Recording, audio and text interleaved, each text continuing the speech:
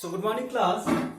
Today we start with class 8 history chapter 6 weavers, iron smelters and factory owners. So class, this is our fifth lecture and our first topic is the sword of Tipu Sultan and wood steel.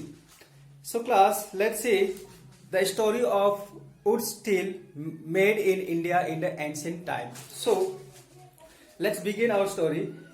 We begin the story of Indian steel and iron metallurgy by recounting the famous story of Tipu Sultan, who ruled Mysore till 1799, fought 4 wars with the British and died fighting with his sword in his hand. So हम बात करेंगे इसमें टीपू सुल्तान के जो glorious वार जो उन्होंने लड़ी थी against the British in the year 1799. He was the king of Mysore. So let's see what were the main qualities about the wood steel or the sword of the Tipu Sultan. So Tipu's legendary sword are now part of a valuable collection in museum in England. But do you know why the sword was so special?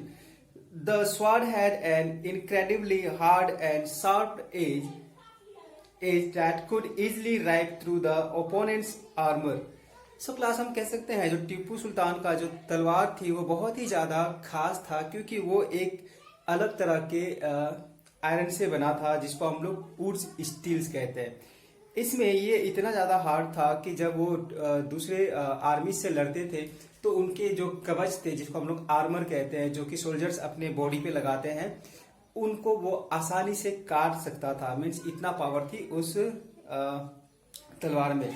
सो हम देख लेते हैं कि ये quality जो है किस तरह से थी और ये जो स्वॉर्ड है ये किस तरह से बनाया गया था in India. So this quality of sword came from a special type of high carbon steel called wootz which was produced all over South India. So हम कहते हैं कि एंशियंट टाइम में जब यहाँ पे आयरन एंड स्टील इंडस्ट्रीज का विकास हुआ था, उससे पहले भी यहाँ पे बहुत सारे ऐसी कम्युनिटीज थे, आयरन स्मेल्टर्स थे, जो कि इस प्रकार के आयरन जो है वो क्रिएट करते थे और उन्हीं से ये वुड स्टील जो है वो बना था. तो वो ये जो वुड स्टील है ये किस चीज का बना है? ये special type of high carbon steel से बना हुआ है, जिसकी वजह से ये बहुत ही ज्यादा मजबूत है. So wood steel, when made into sword, produce a very sharp edge with the flowing water pattern.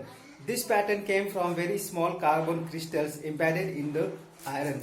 So wood steel जो है वो किसके द्वारा बनाया गया है? वुड स्टील जो है वो जो स्वॉर्ड है वो बहुत ही ज्यादा शार्प होता है उसके एजेस में, जिसके हम कहते हैं उसकी जो नोक है वो बहुत ही ज्यादा पतली है और जो उसकी धार है बहुत ही ज्यादा है, क्योंकि ये एक पैटर्न में बनाया गया है. एक डिफरेंट वाटर पैटर्न में ये बनाया जाता है और इसमें जो स्मॉल कार्बन क्रिस्टल्स हैं वो बहुत ही ज्यादा अच्छे से पैक्ड हैं. ये एक कह सकते हैं ये बहुत ही बेस्ट क्वालिटी ऑफ आयरन है जिससे ये तलवार बनाई गई थी. सो Francis बुचाना, who toured through Mysore in 1800, a year after Tipu Sultan's death, has left us an account of the technique by which wood steel was produced in many hundreds of smelting furnaces in Mysore. So हम कह सकते हैं after the death of Tipu Sultan यहाँ पे Francis बुचानन है जो यहाँ पे मैसूर में आई इन द ईयर 1800 के समय में, और उन्होंने ये जो टेक्निक है वुड स्टील इसको उन्होंने अच्छे से सीखा और समझा और उन्होंने देखा कि ये जो है किस तरह से इस स्टील से वो तलवार बनाते थे और उसके जो भी फर्नेसेस थे, जो भी प्रोसेस थी मेकिंग इन द स्वॉर्ड, ये सबको उन्होंने अच्छे से देखा. In this furnace iron was mixed with charcoal and put inside small clay pots. So यहाँ पे हम देख सकते हैं कि ये जो वुड स्टील है वो बनता कैसा था. तो हम ये देख सकते हैं पहले जो भी आयरन थी उस आयरन को वो क्या करते थे, चारकोल से मिक्स करते थे. चारकोल में जो हम लोग लकड़ी जलाते हैं, लकड़ी जलाने के बाद जो कोयला बच जाता है उसे हम लोग चारकोल कहते हैं. तो वो क्या करते थे, इस आयरन को चारकोल के साथ मिक्स करते थे. मिक्स करने के बाद एक मिट्टी के घड़े में या फिर मिट्टी के एक बर्तन में, क्ले पॉट में उसको क्या करते थे, दबा देते थे. इसके बाद through an interactive intricate control of temperatures, the smelter produced steel ingots that were used for sword making not just in India but in West and Central Asia too. तो ये जो प्रोसेस है वो सिर्फ भारत में नहीं बल्कि वेस्ट और सेंट्रल एशिया में भी इसको अपनाया जाता था। और ये क्या करते थे, इनको मिट्टी में डालने के बाद एक लिमिटेड टेम्परेचर में इसको क्या करते थे, वो पकाते थे, हीट करते थे, जिससे कि ये वुड स्टील जो है वो बनता था। इसके बाद wootz is an anglicised version of the Kannada word ukku, Telugu hukku and Tamil and Malayalam urukku meaning steel. So ये जो स्टील है उसको डिफरेंट डिफरेंट नेम से बुलाया जाता था in different parts of India. जैसे हम कन्नड़ की बात करें हैं, इन कन्नड़ लैंग्वेज में इसको उक्कू कहते थे, तेलुगु में हुक्कू and Tamil and Malayalam language में इसको उरुक्कू कहते थे, मीन्स मीनिंग स्टील। स्टील को वो इस नाम से बुलाते थे। Indian wootz steel fascinated European scientist.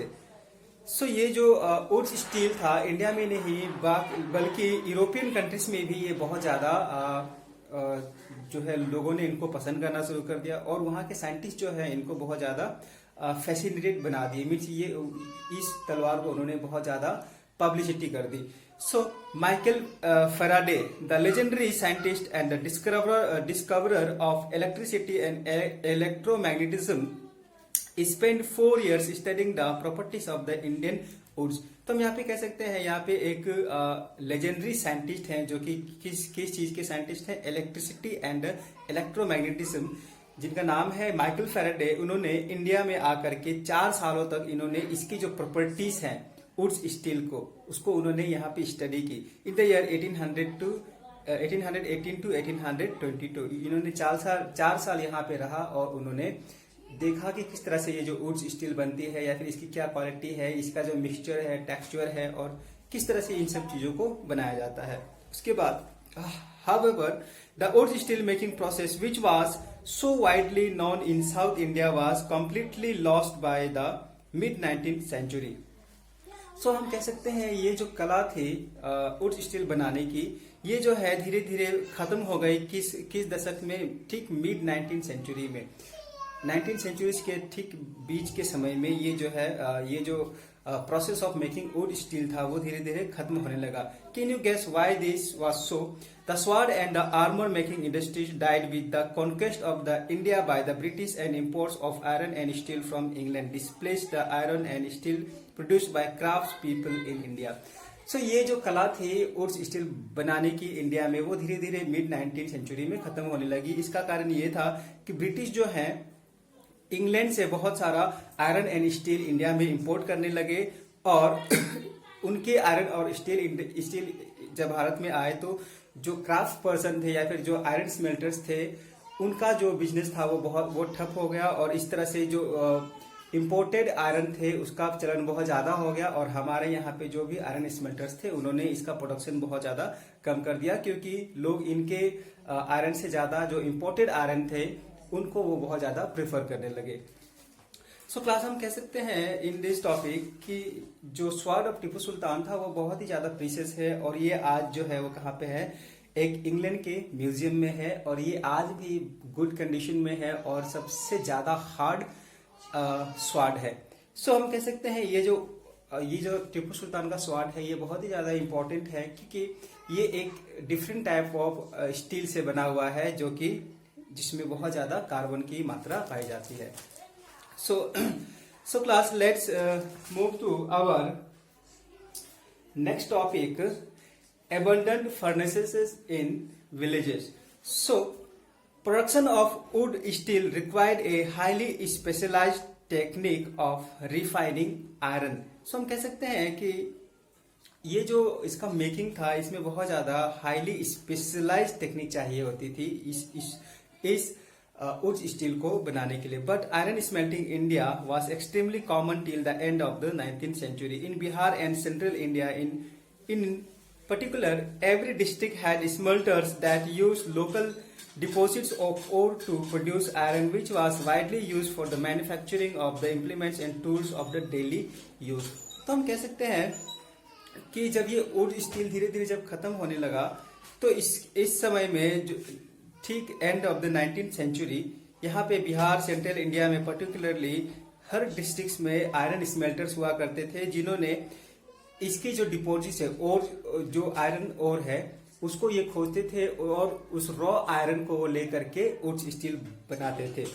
और उससे सिर्फ तलवार ही नहीं बल्कि जो रोजमर्रा की जो भी जरूरतें हैं जो मेड ऑफ आयरन है उन सब चीजों को बनाते थे। For example implements and tools.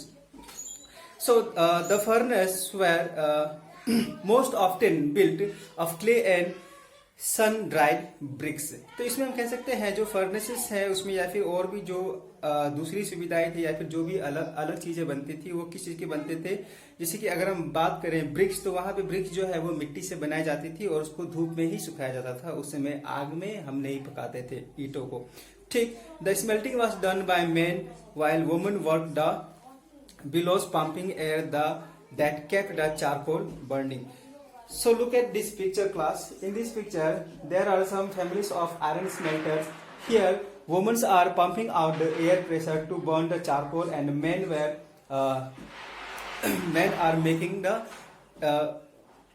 weapons or tools out of iron. So हम कह सकते हैं इस पिक्चर में जो वुमेन्स हैं वो क्या करती हैं, जो हवा चाहिए जो कि उसको पकाने के लिए, चारकोल को गर्म करने के लिए वो हवा ब्लो करती है और मेन जो है वो उससे आयरन को स्मेल करते हैं। सो यहाँ पे बिलोस मीन्स होता है ए डिवाइस और equipment that can pump air. अगर आपने कहीं भी लोहार के पास गए होंगे तो आपने देखा होगा कि वहां पे एक पंप टाइप का है जिससे उसको चलाने पे बहुत ज्यादा हवा निकलती है और चारकोल बर्न होता है। सो इसको यहाँ पे क्या करते हैं, बिलोस कहते हैं। तो उस समय बिलोस को कौन रन करते थे, वुमेन्स, और मेन्स जो है वो आयरन को शेप देते थे। So class, by the late 19th century, however, the craft of iron smelting was in decline. So हम कह सकते हैं late 19th century तक जो है जो craft of iron smelting था वो धीरे धीरे क्या हो गया, कम होने लगा। In most villages, furnaces fell into disuse and the amount of iron produced came down. Why was this so? So हम कह सकते हैं लेट 19th सेंचुरी के समय में जो आयरन स्मेल्टिंग थी वो धीरे धीरे कम होने लगी और जो विलेजेस में जो भी फर्नेसेस थे, जो भी वो आयरन और से जब वो मेटल यूज करते थे उसका भी डिमांड जो है वो धीरे धीरे कम होने लगा। और इससे क्या हुआ, जो प्रोडक्शन ऑफ आयरन है या फिर अमाउंट ऑफ आयरन प्रोड्यूस था वो भी धीरे धीरे कम होने लगा, क्योंकि हम जानते हैं कि ब्रिटिश जो है इंग्लैंड से आयरन और स्टील का बहुत ज्यादा इंपोर्ट करने लगे। सो अब हम देखते हैं कि ये ऐसा क्यों हुआ। So first reason is, one reason was the new forest law that you had read about chapter 4। Chapter 4 में हमने पढ़ा था अबाउट ट्राइबल्स एंड डिकोस। उसमें बहुत सारे फॉरेस्ट लॉ लगाए गए थे जिससे कि जो भी ट्राइबल कम्युनिटीज थी या फिर जो भी लोकल पीपल्स थे, they were not allowed to enter the forest. और जब वो फॉरेस्ट में एंटर नहीं कर पा रहे थे तो वो एज ए फ्यूल जो वुड है वो लेकर के नहीं आ पा रहे थे और उससे जो है वो चारकोल उनको नहीं मिल रहा था। मीन्स हम कह सकते हैं कहीं ना कहीं जो फॉरेस्ट लॉ था वो इन आयरन स्मेल्टर्स के लाइफ पे बहुत ज्यादा इफेक्ट किया। So when the colonial government prevented people from entering the reserve forest, he could the iron smelters find wood for charcoal. So हम कह सकते हैं कि जैसे ही फॉरेस्ट लॉ बना तो यहाँ पे जो भी ट्राइबल कम्युनिटीज थे वो जंगल में जा नहीं पा रहे थे और वहां से लकड़ियां नहीं ला पा रहे थे और लकड़ियों को जला करके उनको क्या करते थे, उससे चारकोल निकालते थे और उस चारकोल में ये जो वुड स्टील है उसको बनाते थे। तो जैसे ही ये फॉरेस्ट लॉ इम्प्लीमेंट हुआ वो इनकी जो डेली रिक्वायरमेंट्स थी अबाउट द चारकोल वो कम हो गई। उसके बाद where could they go get iron ore? Defining forest law, they often entered the forest secretly and collected wood, but they could not sustain their occupation on the basis for long. Many gave up their craft and looked for other means of livelihood. इसमें बहुत सारे tribal communities ऐसे भी थे जो कि after the implementation of forest law ये चोरी छुपे जो है वो जंगलों में जाते थे और लकड़ियां लाते थे, लेकिन ये जो वर्क था ये बहुत ज्यादा समय तक नहीं चल पाया। और इसके बाद जो भी वहां पे क्राफ्ट पर्सन थे उन्होंने अपने ऑक्यूपेशन को उन्होंने चेंज कर दिया और वो क्राफ्ट को छोड़ करके वो दूसरे काम के तलाश में इधर से उधर सिटी टू सिटी माइग्रेट करने लगे। So in some areas the government did grant access to the forest, but the iron smelters had to pay a very high tax to the forest department for every furnace they used. This reduced their income. अब हम कह सकते हैं, अगर दूसरी तरीके से हम बात करें तो गवर्नमेंट ने उनको जो फॉरेस्ट लॉ था उसमें गवर्नमेंट ने कुछ कम्युनिटीज को राइट दी थी कि वो जंगल में जाए और जो भी उनकी जरूरत की चीजें हैं वो लेकर के आए। लेकिन इससे हुआ ये कि इसके बदले में जो ट्राइबल कम्युनिटीज थे या फिर जो आयरन स्मेल्टर्स थे उनको बहुत ज्यादा हाई टैक्स देना पड़ता था, जिससे कि उनके इनकम पे ये सीधे सीधे असर पड़ने लगा। टैक्स उनको हाई देना पड़ता था और उस स्टील को सेल करने के बाद उनकी इनकम जो थी बहुत ही ज्यादा कम हो जाते थे। सो moreover, by the late 19th century, iron and steel was being imported from Britain. Ironsmiths in India began using the imported iron to manufacture utensils and implements. This inevitably lowered the demand for iron produced by local smelters. So हम कह सकते हैं जैसे जब England से जब iron और steel import होने लगे तो इंडिया में जो भी आयरन एंड स्टील बनती थी उसकी डिमांड जो है वो बहुत ज़्यादा कम हो गई। और अब जितने भी इक्विपमेंट्स थे, यूटेंसिल थे, उन सब चीज जो है वो किससे बनने लगे, इंपोर्टेड आयरन एंड स्टील से बनने लगे, जिससे कि जो इंडिया में जो भी आयरन स्मेल्टर्स थे उनकी डिमांड जो है वो बहुत ज़्यादा कम हो गई और लोकल स्मेल्टर्स जो है वो उन कामों को छोड़ चुके थे। So next topic is by the early 20th century, 20वीं सदी के ठीक पहले the artisans produce iron and steel face a new competition. लेकिन जैसे ही 20वीं सदी की शुरुआत हुई तो यहाँ पे जितने भी आर्टिसंस थे और आर्टिसंस थे उन्होंने आयरन और स्टील के जो प्रोडक्शन था उसमें उन्होंने एक नया कंपटीशन देखा, जो कि हम अगले क्लास में पढ़ेंगे। The iron and steel factories came up in India. So class before So let's see some of the major points regarding these two topics.